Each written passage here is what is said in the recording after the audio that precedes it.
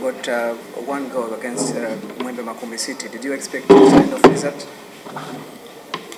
Good evening to everybody.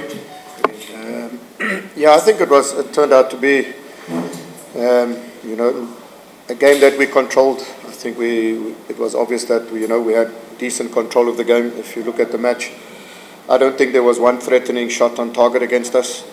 I think the important part was that we didn't get the second goal just to kill the game off. So whenever the scoreline is 1-0, it can be a little bit a difficult situation. It gives opposition, they feel that they can get something from the game.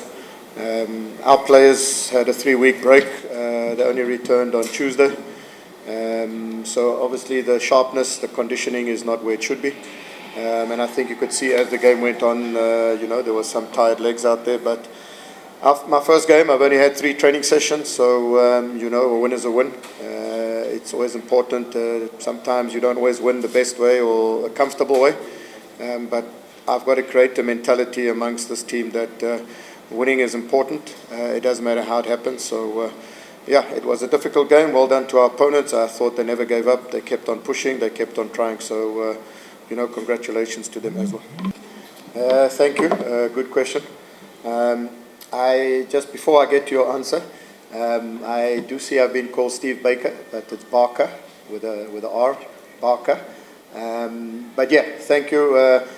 I think I always look at situations positively.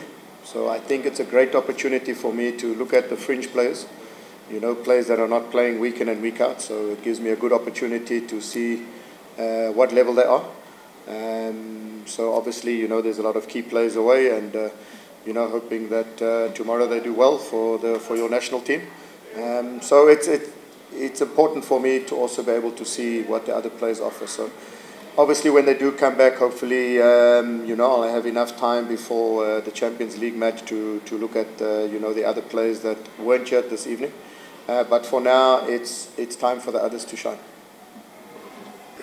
Yeah, look, I think the important part was there was only one way we would have put ourselves under pressure and conceded a goal, was to make an error in the central zone, in our half. So it was important that we just don't become lazy and get sort of transitioned in that area.